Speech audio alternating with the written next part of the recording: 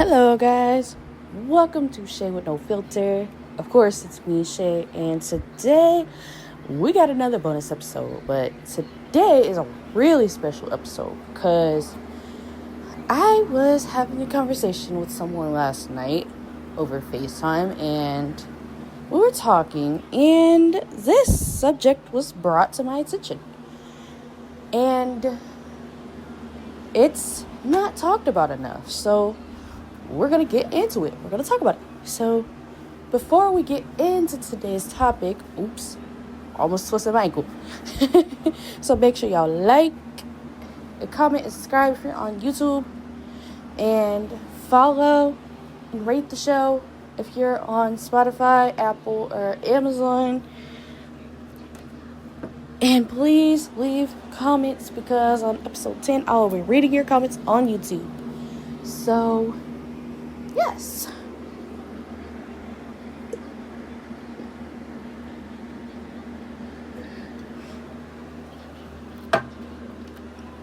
Alright. Y'all, don't mind me. I was just drinking some apple juice, but yes. So, y'all, today, what we're going to get into is, what is it like to date a person with disabilities? That could mean blindness, that could mean neurodivergency, that could mean anything. There is not enough awareness to this because we aren't a populated group, there's mostly sighted people, there's mostly a lot of different people, but first we're going to touch on what it's like to date a blind person. I am actually going to do a couple of episodes dedicated to blindness, basically some bonus episodes, so be ready for that. Now, when it comes to dating a blind person, you have to kind of adapt your own life in order to help us out, because there's things that you can do that we cannot. For instance, I cannot drive. And when it comes to communicating with us, listen, you could just talk to us as normal people, but what you don't need to do is try and talk so loudly like this, because you might think we're deaf, because there's a myth that apparently blind people are also deaf when we're not. We're not deaf, we're just blind. In fact, y'all know when I was staying at my friend's house, she told me that they ended up going past the deaf school up here. And the moment she saw it, she thought of me. But then she registered that it was the deaf school, not the blind school.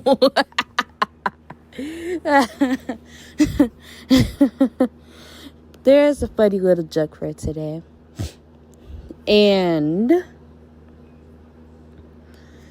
you also can have fun with us and make some blind jokes, but don't go too far, because nowadays people be taking stuff way too far.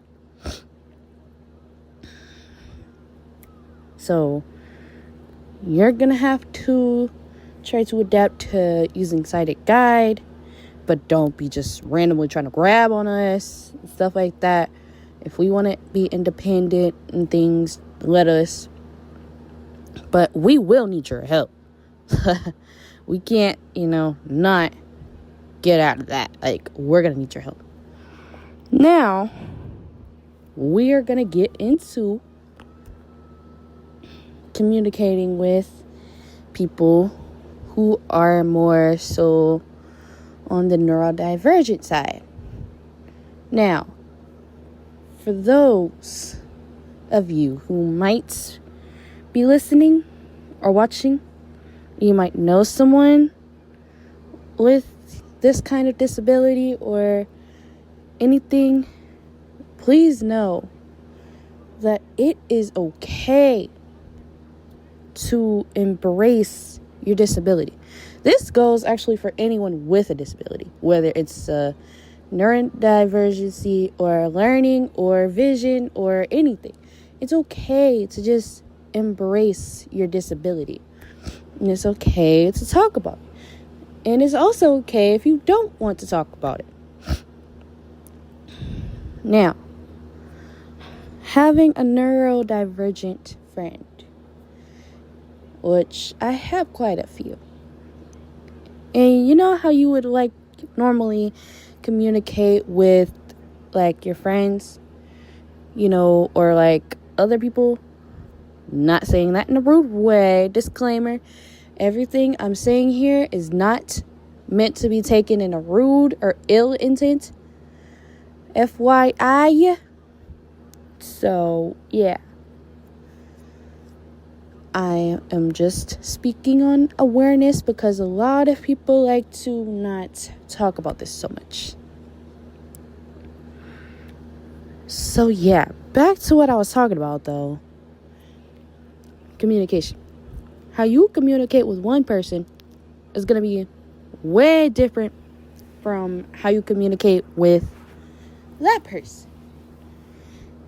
Especially if you guys are really close friends, or if you're even dating someone like this. You yourself have to adapt and take time to learn their communication style, because some people might be just like us, and some people it might take longer time to process things. Sometimes it takes a lot more time for people to make decisions.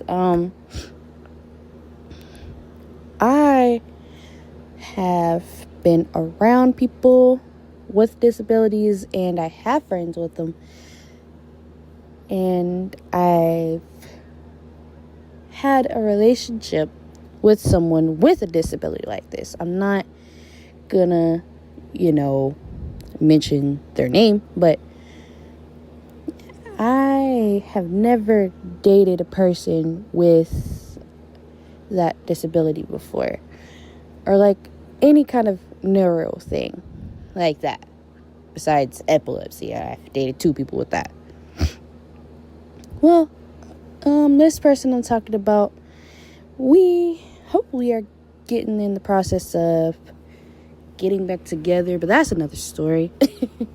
But he has autism, and I had to learn a lot. I've learned a lot dating him.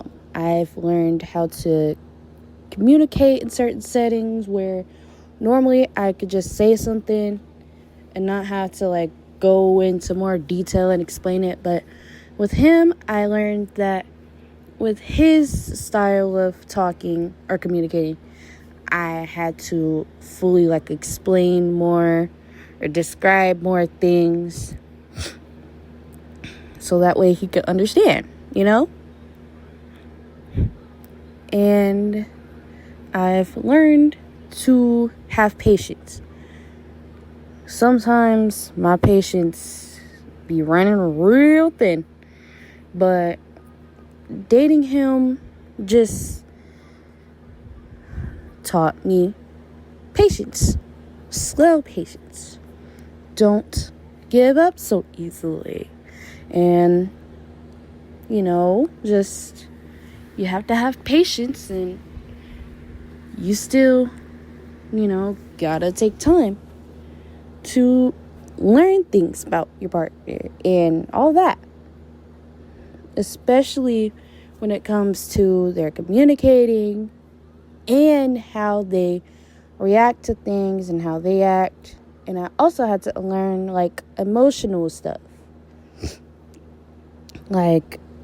I might, be upset about something for a day. He might be upset over it for about a week. You just gotta adapt and understand that it's gonna take that person a longer time sometimes to process things than you. And it's not hard to adapt at all. It's really not.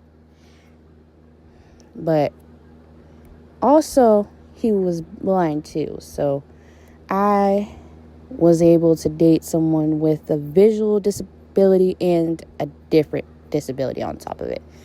But it's okay to embrace that you have a disability in general, like I said. And even if you're afraid to admit to it, that's okay too. I mean, hey, I didn't like talking about the fact that I was half blind.